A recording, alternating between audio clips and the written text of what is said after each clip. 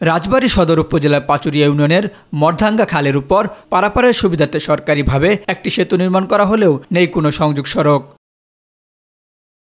সংযোগ সড়ক না থাকার কারণে দীর্ঘ 8 বছর ধরে অকেজো হয়ে পড়ে আছে সেতুটি। চরম দুর্ভোগ পোহাতে হচ্ছে শিক্ষার্থী সহ সাধারণ মানুষকে। না, এই ব্রিজে কোনো কাজ নেই, কোনো লোকজন যেতে পারে না, আসতে পারে না, উঠতে পারে না। দুই পাশে যদি রাস্তা থাকতো আজকে ব্রিজটায় মূল্যায়ন থাকতো।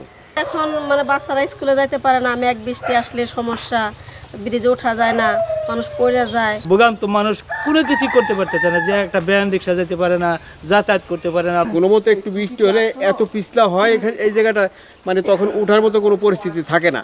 সংযোগ সড়কটি নির্মাণের জন্য প্রয়োজনীয় ব্যবস্থা গ্রহণ করা হবে বলে জানিয়েছেন সংশ্লিষ্টরা।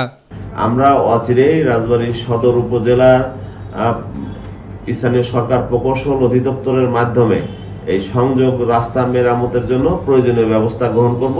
আপনার কাছ থেকেই প্রথম শুনলাম বিষয়টা, আমি সরেজমিনে গিয়ে ভিজিট করব, দেখবো, দেখার পরে কোন সংস্থা ভিজিটটা করেছেন এবং এত সড়ক কে করবেন এটা প্রয়োজনীয় ব্যবস্থা গ্রহণ করবো। দ্রুত সংযোগ সড়কটি নির্মাণ করে মানুষের ভোগান্তি দূর করবে কর্তৃপক্ষ, এমনটাই প্রত্যাশা স্থানীয়দের। এস এম হামিম, মাই টিভি।